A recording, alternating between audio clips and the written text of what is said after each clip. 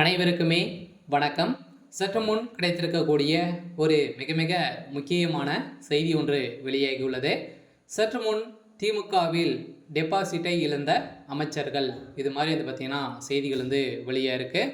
இப்போ வருகின்ற சட்டமன்ற தேர்தலில் வந்து பார்த்திங்கன்னா புதியதாக திமுக உட்கட்சிகளே நிறைய மாற்றங்கள் வந்து ஏற்பட்டிருக்கு. ஏற்கனவே துணை முதல்வர் உதயநிதி ஸ்டாலின் அவர்கள் வந்து இளைஞர்களாக இருக்கணும் அப்படின்ற மாதிரி ஏற்கனவே அமைச்சரவை மாற்றத்திலிருந்தே நிறைய பிரச்சனைகள் வந்து செய்து வந்திருந்த நிலையில் இடையில தான் அமைச்சர் துரைமுருகன் அவர்களுக்கும் உதயநிதி ஸ்டாலின் அவர்களுக்கும் இடையே சலசலப்புகளும் ஏற்பட்டிருந்தது. இன்றும் வந்து பார்த்திங்கன்னா திமுகவுடைய கூச்சு நடைபெற்றது. இதில் வந்து பார்த்திங்கன்னா நிறைய மோதல்களும் அடிதடி மோதல் அளவுக்கு நிறைய கலவரங்கள் வந்து ஏற்பட்டிருக்கு. இந்த கலவரத்தின் அடிப்படையிலும் வருகின்ற 2026 ஒட்டுமொத்தமாக இணைந்து திமுகவுக்கு அயராத உழைக்கணும் அப்படின்ற மாதிரி இன்று கூட்டத்தில் வந்து பார்த்தீங்கன்னா முதல்வர் ஸ்டாலின் அவர்கள் வந்து பேசியிருந்தார்.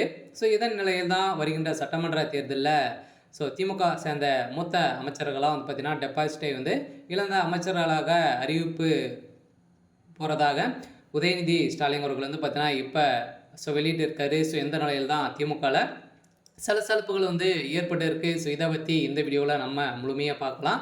அதுக்கு முன்னாடி நம்ம சேனலுக்கு வந்து இப்போ தான் நீங்கள் முதல் முறையாக வந்திருக்கீங்க அப்படின்னா மறக்காமல் நம்மளுடைய சேனலை சப்ஸ்கிரைப் பண்ணி சப்போர்ட் பண்ணுங்கள். வாங்க வீடியோக்குள்ளே போகலாம்.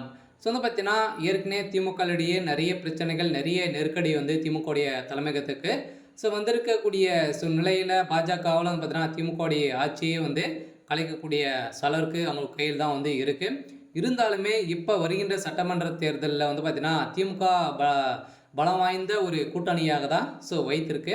இருந்தாலும் இப்போ திமுகவுடைய கூட்டணியிலேருந்து விசிகாவும் வந்து பார்த்திங்கன்னா முறிவு ஏற்பட்டது அப்படின்னா ஒரு திமுகவே ஒரு பெரிய கேள்விக்குறியாகவே மாறிவிடும். இருந்தாலும் இப்போ திமுகவில் இருக்கக்கூடிய மூத்த அமைச்சர்கள்லாம் வந்து பார்த்திங்கன்னா இவங்களாம் வந்து வருகின்ற சட்டமன்ற தேர்தலில் போட்டியிட மாட்டாங்க, டெபாசிட்டை வந்து இவங்களாம் இழக்கிறாங்க அப்படின்ற மாதிரி வந்து பார்த்திங்கன்னா இப்போ திமுகவுடைய தலைமையகம் அனௌன்ஸ் பண்ணியிருக்கு. மூத்த அமைச்சர்களில் ஒரு 4-5 அமைச்சர்கள், 15க்கும் மேற்பட்ட அமைச்சர்கள் இதில் வந்து டெபாசிட்டை இழக்க போகிறாங்க அப்படின்ற மாதிரி தான் உதயநிதி ஸ்டாலின் அவர்கள் வந்து அறிவிப்பு வெளியிட போகிறதாக ஒரு தகவல் வெளியே இருக்கக்கூடிய நிலையில் தான் திமுகவில் சலசலப்புகள் வந்து ஏற்பட்டிருக்கு. நேற்று நடந்த திமுகவுடைய கூட்டத்தில் இந்த முடிவுகள் வந்து எடுக்கப்பட்டிருக்கு.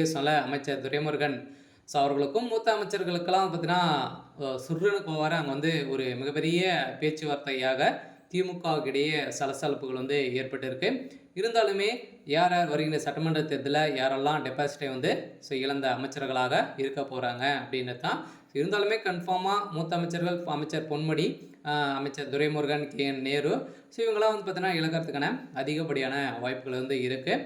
இருந்தாலும் என்ன நடக்க போகுது அப்படின்றத வெயிட் பண்ணி பார்க்கலாம். இது மாதிரி செய்திகளை தெரிஞ்சுக்கணும் அப்படின்னா மறக்காமல் நம்மளுடைய சேனலை சப்ஸ்கிரைப் பண்ணி சப்போர்ட் பண்ணுங்கள். தேங்க்யூ.